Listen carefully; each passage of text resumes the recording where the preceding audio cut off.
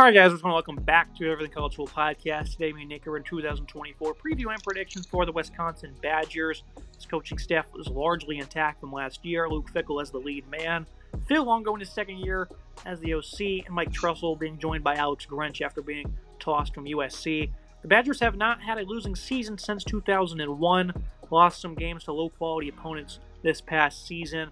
Looking at the offense for Wisconsin, Tanner Mordecai obviously departs.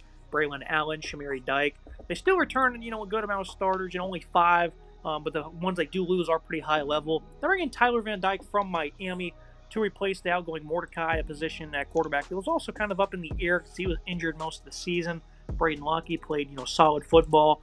Overall, this was just not the position we thought in terms of production that we would get. Van Dyke, he has the touch, some nice zip and accuracy to all levels of the field, has proven to be a good tight window thrower at times. Pocket awareness, despite limited athletic ability, 6'4", 230, old school pocket passer. Mental processing has not really progressed at all. Has proved to be a turnover machine at times. When this guy's red hot, Nick, he's tough to slow down, but it's pretty rare when you see him there. Consistency's just been a struggle for Van Dyke, and I do not like this addition for Wisconsin. I feel like they could have done a lot better in the portal. What do you make of it here? I think it's a really weird ad at this moment in time. Tyler Van Dyke's a player that's been around college football for a very long time and has had a really weird career. I remember at one point there was a random rumor that Alabama was interested in bringing him in as their quarterback. That made no sense to me at that moment in time, and this still doesn't make any sense to me for what this guy can produce. Last year he had 8 picks and 16 touchdowns. Just a really weird quarterback that has some accuracy issues at time. It just looks weird in the pocket. Has not been able to figure it out. He had some really solid, performances in the past. It was a really great year in 2021 where he had nearly 3,000 yards passing, 25 touchdowns, 6 picks, but has regressed heavily since then, has really struggled, has not broken 2,000 yards in either of the last 2 seasons. And at 6'4", 224, you really wonder what you can get out of him. A 23-year-old has been around college football for a while. Yes, again, offensive rookie of the year in 2021, but in the ACC, but has not been able to figure out. I think you could have gone and got better players, could have been more competitive in landing different players of the portal. I just don't think Van Dyke's going to be that guy to lead you to success right now. It just seems like a weird punt, trying to bring in a guy based off previous successes that's 3 years old now at this point in time. He hasn't progressed at all, has really regressed a lot if you look at it on paper. Not a great ad in my opinion. Look at this running back room that again loses Braylon Allen, who's a tremendous asset for them. Ches Malusi, I've been a fan of his for a couple of seasons now. A guy who suffered a nasty leg injury, limiting of only 4 games, 5'11", 210. He's a slasher, quick first step, nice burst, really gets downhill in a hurry, good speed for his size as well. A guy who, again, 306 yards and 4 touchdowns in 4 games, some pretty good production for him. Tyree Walker comes over from Oklahoma. He was an efficient, bigger back at 5'9", 222, has great ball security. Also get back Cade Yasameli and Jackson Aker, who was, the second leading rusher on the team. Didn't see much work overall, and that did come over the course of 12 games for him. And, of course, the wide receiver room is a unit that I think is pretty impressive. At least last year I thought they had some nice talent. Of course, the deficiencies at quarterback certainly held them back a little bit. They do get back the top 2 pass catchers, though. Will Pauling was a pure slot wide receiver. Some pretty respectable quickness, great run after catch speed. Bryson Green only caught 48% of his targets last year, 6', 215. A player that I think can really make an impact downfield following a good spring. Trech Kamakona, a 3-star in last year's class out of Bishop Gorman, also had a big offseason, should get on the field on the slot. They did play that position a good bit in the bowl game and had a big debut. C.J. Williams transferred in from USC, didn't see the field much. Considered a good route runner, though, with IQ and some jump ball abilities. Joseph Griffin from Boston College, 6'4", 200. Solid producer the last 2 years. Competitive depth in guys in Quincy Burrows and Vinny Anthony. Solid room here. Happy with some of the top guys they have. And obviously Fickell the last 2 years has done a great job in the portal to revamp a room that in the past was completely untalented in the Paul Chryst era and didn't make a great impact. Now they have ball players that can, provide, and also have some younger players that will likely step up this season, Nick. This offense has some solid pieces. They do return some nice guys, which if you're a Wisconsin fan, you got to feel good about Ches Missoula. I like him a lot as a back, a very solid player. A guy you're very high on, had 306 yards in 4 games last year, 6 yards per carry, 4 touchdowns. Incredibly efficient on 51 carries before he got hurt. I like him to be a really solid player that could step up and be involved in this offense and find them success early on. I think there's some solid players here. Will Pauling, 837 yards receiving, 11.3 yards for grab, and 6 scores.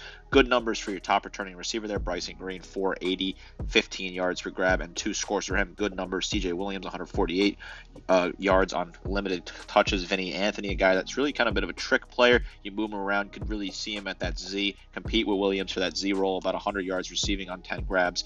Tretch Kankuna, I like him a lot. Of player I'm extremely high on that I think could really break out and be a solid player. A really good performance in the bowl game last year, where they really did hung around with LSU and gave them a bit of a scare. Yes, I know it was a weaker LSU team that was missing a lot of their star players. I went to the draft or transfer, but still, a solid performance nonetheless. And then Quincy Burrows, another guy that has potential to be involved at the wide receiver X position, a guy that really could be a player that could break out. Nice competitive depth there with Vinny Anthony, who I mentioned a little bit earlier. This is a nice wide receiver room, and there's a good supporting cast, a solid running back room as well. I expect nice things out of this offense. Look at the offensive line, a unit that I really expected to be one of the tops in the country last year. And, they were solid. Certainly didn't achieve those lofty goals. Jack Nelson didn't exactly progress as expected. Still very sound left tackles, and enters his third year as a starter. 6'7", 312. Joe Bruner was a highly recruited top 154 star. He's in the slot in the right guard, following a few brief appearances last year. He's also, 6'5", 313. Jake Renfro was a pretty good center for Cincinnati. He only played the bowl game after being hurt all year in 2023. He's a reliable pass blocker and needs to keep improving on the ground. I think his implementation is going to be great for them. Left guard features the return of Joe Huber, who didn't allow a sack all year. Right tackle Riley Mahlman was probably their best lineman. Improved significantly at right tackle. Did allow 4 sacks, but was great as a run blocker. Showcased good consistency. Right guard Michael Fruitney is the only loss up front. He really wasn't all that impressive to begin with. This is a good offensive line here. Need to keep improving on the ground. Really need to be a tone-setting unit for the Badgers this season, Nick, as they have been in the past for many years. I like this offensive line. Some really solid players here. Joe Bruner is a really good player. Jack Nelson, a solid left tackle. 2 really good players on that left side of the line. Jake Renfro, a really good center, a big physical player, nice hands, solid player overall. I think Nelson can progress a little bit better this year and be solid. A good player who was hurt last year. Renfro, I think he will step up and be a really solid center leader. Riley Mahlman as well, a really solid player. Joe Huber, a good player at right guard. A bunch of consistently strong, solid players on this offensive line. I like this unit a lot. Verdict for me on this offense. The Badgers have really improved its presence at wide receiver, and the offensive line is a group I really like, along with Malusi in the backfield. But what version of Tyler Van Dyke will we get? I'm inclined to say it will probably be the disappointing one more often than not, and they'll cause this offense to struggle versus tougher opponents and potentially even sputter when it shouldn't. That's just what we've seen from Van Dyke over the years. Moving to the defensive side of the ball, obviously this has also been, for years, a great part of this program. Phenomenal defense. They lost 14 guys in the portal. Added 8, though, on top of 5 starters that come back. And they weren't bad by any means, but the defensive line really struggled to make an impact. Kurt Neal played 263 snaps, made some flashes at times, but he also, really didn't make his presence felt on a consistent basis at 6 foot, 300 pounds. James Thompson at 6'5", 288 was the most impressive defensive lineman. Cade McDonald at 6'6", 285 didn't really play at all. Ben Barton is another 300-pounder and played plenty of snaps, but only manufactured 5 tackles. Didn't show much production from him. Obviously, this is an interesting scheme they run, this 2-4-5 here. The edge department has to be big, and Darrell Peterson was phenomenal for them. Great versus the run. He was the team's top sack getter. Some new faces around him. Leon Lowry arrives from Syracuse, was productive, did miss a good amount of tackles, though. Was only good in spurts for the Orange. Would disappear a lot. John P.S. had 25 sacks over the last 2 years for William and Mary. Likely going to carve out a big role for him. And then Aaron DeWitt is also in this room. Only played a few snaps in one game last year. Pretty thin outside linebacking room, Nick. What do you make of the edge department and the defensive line? Again, an interesting scheme here, but Luke Fickell progressed Cincinnati into one of the nation's best defenses. Saw numerous guys go to the NFL. What do you think they have this year at Wisconsin? A unit, again, that's kind of thin, but they always seem to play good, even with a bunch of no-names. Some solid players here that aren't, phenomenal. No one that's jumping off the page at you, but players that can be solid for this team. I do think the scheme is interesting and adds some solid players to it in general. I think Darrell Peterson's a really good player. 47 total tackles, 10 tackles for loss, 4.5 sacks, 2 pass breakups. Good numbers there, in my opinion. Kurt Neal, I like to see him be a player that could be a bit of a breakout player this year. 13 total tackles for him, 1.5 tackles for loss. I like what I've seen there. Solid numbers. James Thompson Jr., 29 total tackles, 5.5 tackles for loss, 3 sacks, 2 pass breakups. Decent numbers there. I think that's really solid as well. couple other players, Jake Chaney, they return him 80 total tackles, 7 tackles for loss, 3 sacks for him. A good player that they can move around a little bit. Depends where you want to see him. Maybe he more of a linebacker. You'll talk about him in a second, but a player that can be moved around that front part of this defense. In general, I do think there are some solid pieces here, some guys that could step up and be involved and get some sacks, get after the quarterback. I do like what this front part of this defense has. Look at the other components of this linebacking group. Jack Chaney was second on the team in tackles in his first year of starting. Showed good quickness and lateral movement, an adequate run stopper. Christian Alguero only played a few snaps. And he'll compete with some transfers. Tackett Curtis was a 4-star from USC.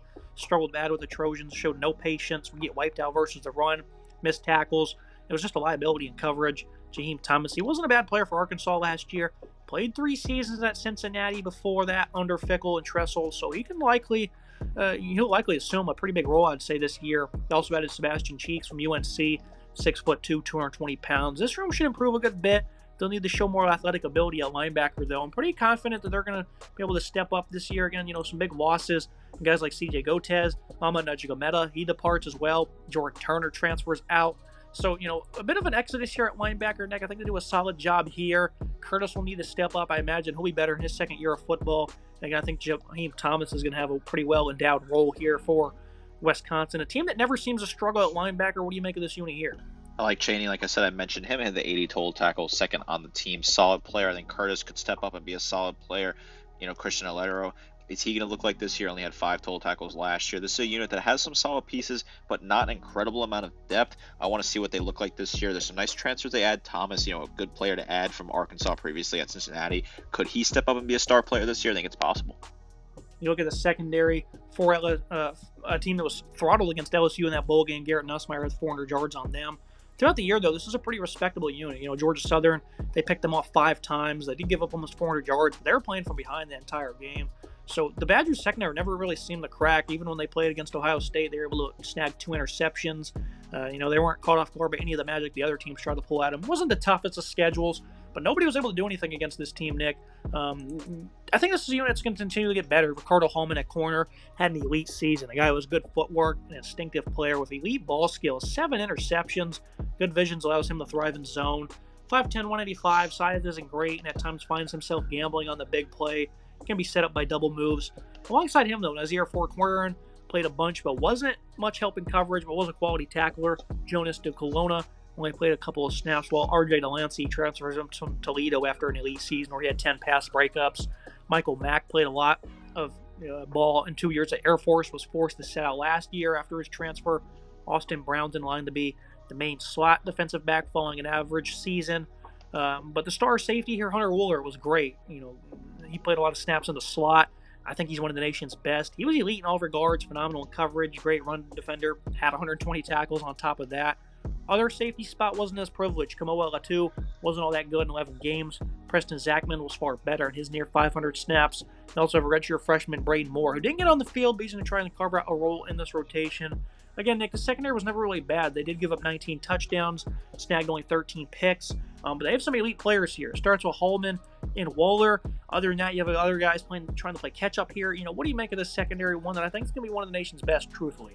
I think Waller's a really solid player. Top returning tackler, 120 total tackles, 5.5 tackles for loss, 2 picks, 6 pass breakups. A do-it-all guy, hard-hitting safety, really good player. Move around, solid player. Preston Zachman, 49 total tackles, 3 pass breakups, 2 picks returning.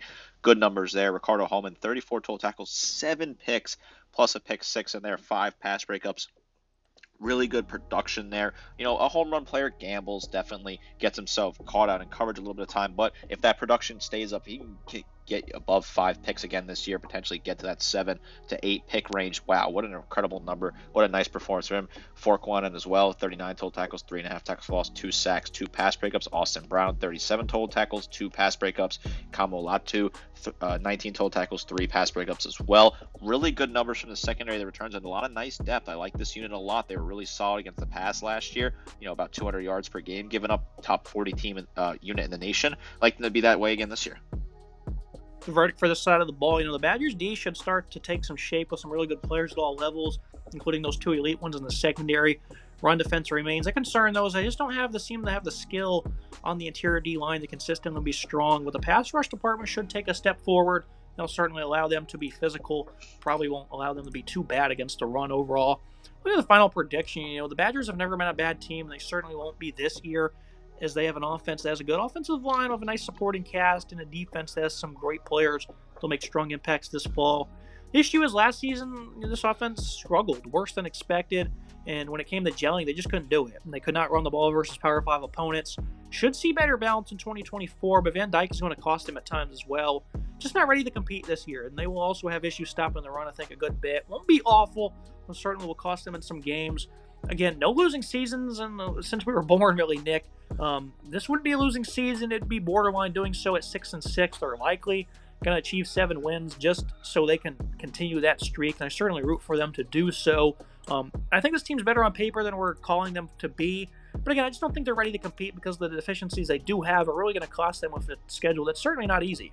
A truly incredible thing to think about. They have not had a losing season since 2001. A lot of the biggest programs in the nation cannot even boast a streak near that. A really impressive number, certainly for this team. And I think Luke Fickell's a fantastic head coach, but they struggled last year. They lost some games they probably shouldn't have and looked weak in other games. They lost a game against Northwestern at home. They probably shouldn't have lost. Lost at Indiana.